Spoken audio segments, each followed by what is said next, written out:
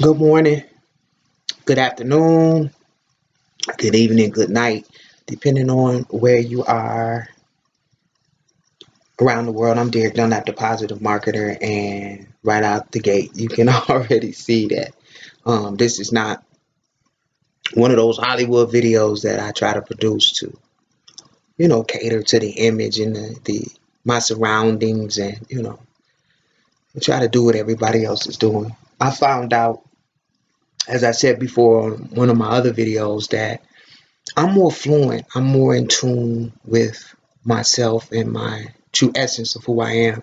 The first thing in the morning, I mean, as soon as I open my eyes and just give thanks for everything that I have, I speak. I speak just more pure. So the last thing I want to have to worry about is setting up cameras and green screens and all of those things just to speak. So here I am. Take me as I am, and today I want to make another video out of obedience, and I just want to talk about fear. And I know you hear about fear a lot. A lot of people have done videos about fear, but I just feel like they talk about fear. When I say they, the masses, the internet is opened up, you know just huge, tremendous opportunity for people to express themselves. But I want to just dive deeper into fear, because what I've realized on my journey, I'm 45 years old, and I've been true to self now for almost 2 years, knowing exactly who I am, the core essence of my being, and why I'm here. And as I look back on my life,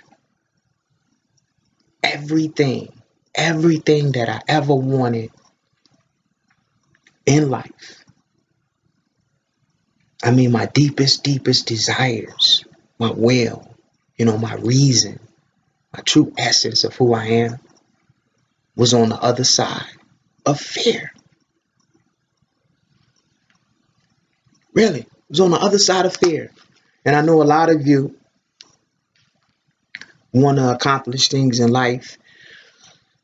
You just feel the void. The void is the first thing that you begin to feel, that big hole in the center of your being, as you search for happiness.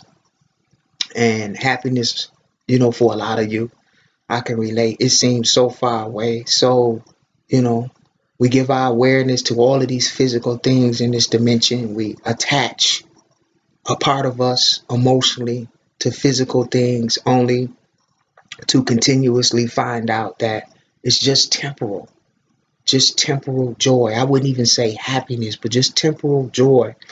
And I think a big part of it, I mean, for me, I don't have to look at anybody else when I make these videos. I don't even have to give examples to anybody else. I can stay on me for years, right? Part of my problem was I was just trapped in literally thousands of boxes. Thousands of boxes. Just imagine getting into a box and somebody sealing that box up, and then being placed into another box and somebody sealing that box up, and then being placed into another box and somebody sealing that box up, right? And then being placed into another box and somebody sealing that box up, and then being placed into another box. You guys get where I'm coming from? And this is what has happened to us just by having what we call the human experience, right? And being born into dictatorship. Really, that's exactly what happens. But we've been taught, as I said on a previous video, we've been taught to think the way we think. Taught, strategically taught to think and identify with ourselves the way that we do. You see, I was taught that I was Derek Dunlap, and that I'm an African American male. I was taught how to feel, and I was taught how to express myself with language. And I was taught good and bad. And I was taught the 10 Commandments, for humans. And, just from my experiences, you could be taught something or told to do something or given a point of view. But until you experience life's true essence, and smell the real fragrance of life and experience things you never really, what I'm trying to say, ladies and gentlemen. When somebody tells you about something or tells you one of their experiences, you can kind of paint a picture about what they're saying. But until you experience it for yourself, you never know the true essence of that experience. And what I've learned is life is an experience. We're all here right now in this dimension to experience life in the physical. Okay? And when I make these videos, the reason why you see me like kind of thinking and pulling information is because I see life now from a very, very high perspective. Very, very high. Things that I used to be, these boxes that I told you about, I've opened a lot of those boxes, thousands of boxes, and I've allowed myself to come out of those boxes. One being religion, okay? One being religion, one being race, okay? So there's a lot of boxes the way I see this world. I see this world all as one. I see you all as infinite, deathless beings, spiritual beings.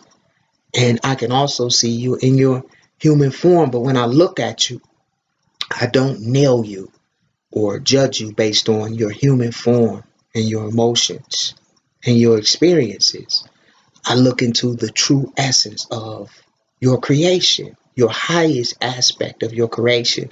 And what that does is it allows my human experience to be blissful and joyful, not just looking, we're taught to just look at the faults of everyone. And we all have faults in the human form. We all do. Nothing's perfect in the flesh. Even I was reading this book, even when it comes to this book, these books, and I read a lot of these books. Remember I said I had to jump out of the box of religion, and I catch a lot of flack from Christians, and that's okay. I understand. When I claim Christian and Christian only, I didn't want to hear anything from anybody else either. So believe me, I understand where a lot of people are. It's your free will. But when I jumped out of that box of I'm Christian, or this one is I'm Jehovah Witness, or I'm Muslim, and I'm this and I'm that, those are titles, those are boxes, right? We do that. Those are man-made, right? We cut ourselves off from all that is. But I was reading that book today, and I love reading. I read the Bible like 3 times. It's a great, great, great book. A lot of wisdom. A lot of wisdom in this book. And when I read this book, I have understanding of exactly what this book is. And I'll share this. Now, and maybe this will help free people from fear, right? So, in any book, right? I don't know if you'll be able to see that. That first page, when you open up this book, when you're reading things, right? You have to have a true understanding of what you're reading, because I know a Bible was given to me when I was young, but it was never really, explained exactly what it was. It was just handed down to me and said, this is the infallible word of God. And so that's what I grabbed a hold of. Just this book, this one book, just this one book. This is what was given to my great, great, great, great grandmother and my great, great, great grandfather. Very religious family, and I'm sure some of you can relate to that. I have nothing against religion. Nothing. It's just I choose not just to stop there and be religious. I choose to go a step further in my journey and to seek out the mysteries and the spirituality that the Bible talks about for myself, right? To experience the Christ in me. You know what I mean? And to experience all different religions, which is basically all different cultures. I was born in the United States. So United States is mainly, it's turning a little bit now, but it's mainly if you were born in the United States, you were Christian at one particular time. But now, the United States is diverse with all different types of religions. And sure, we're all going to be biased to what was instilled in us, to what was instilled in us at a young age, right? I have to bite this. Please excuse me. I just have to. We're all going to be biased, you know? And if you notice, it's nothing different from anything else that we learn, right? If we were born black, we're going to be biased for black people, right? If we were born Christian, we're going to be biased in Christianity. If we were born male, we're going to be biased to male rights, right? And so on and so on and so on. It's just in the human nature. And spirituality is no different. But getting back to what I was saying about you have to learn and know exactly what you're reading, because when you're reading, especially when it comes to spirituality and what you call the creator of all, we attach so much emotion to that. If you had to level emotion, emotion is at its highest peak. Seriously, when you talk about what you call the creator of all things, okay? Politics, and I don't even know why with politics. Well, I know why, because we're enslaved in this monetary system, right? So yes, politics, that's very emotional because we're all enslaved. We're all trapped in this physical dimension, mentally and physically. So politics. And very emotional when you're dealing with sexual energy. So those three. But I'm going to read this to you. First thing, when I got this book, so I understand what I'm reading, okay?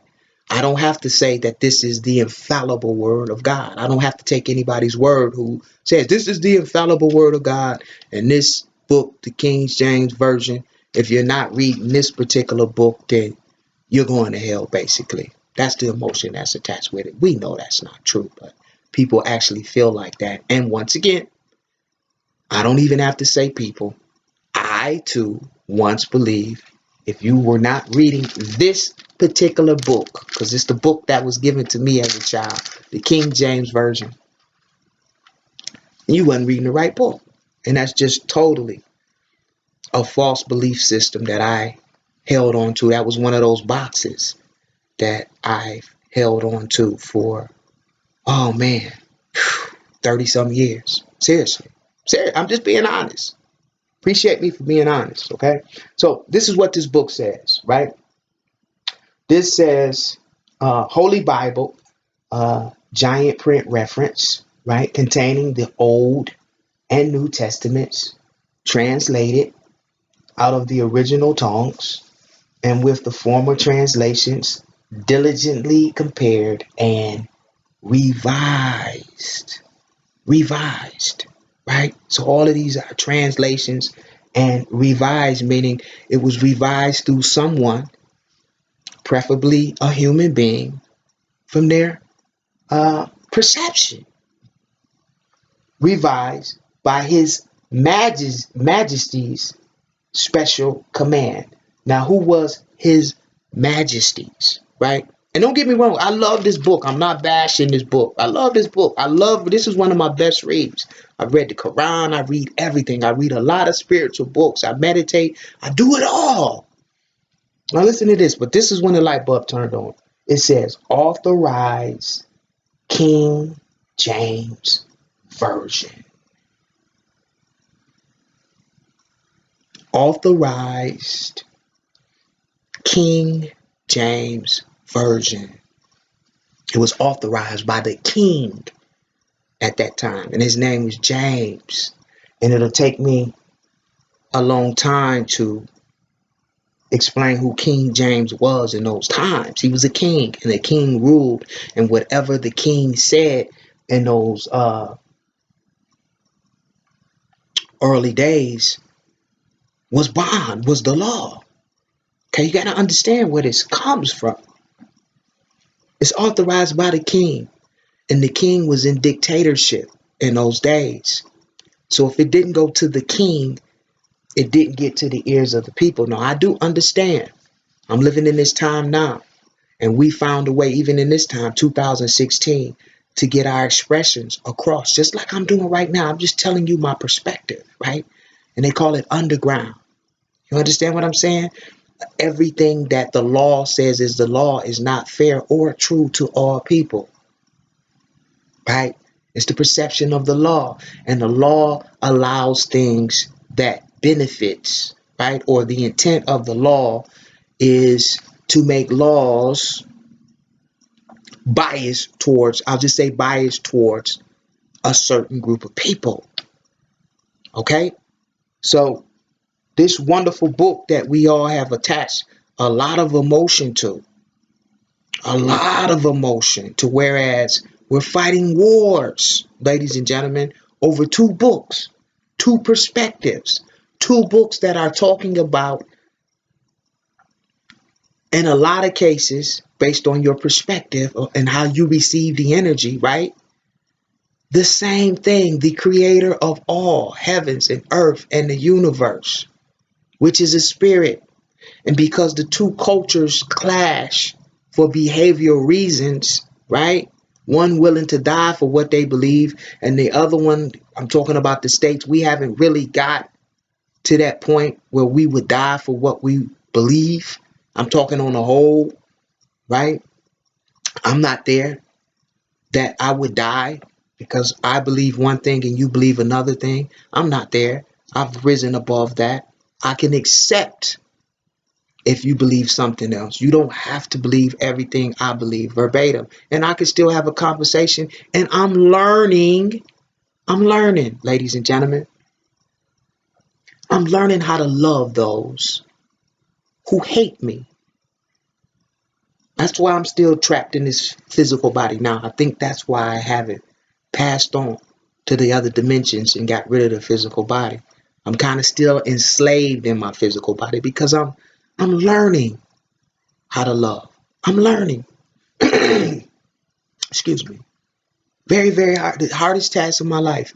I'm learning that true love that casts away, back on our topic, all fear.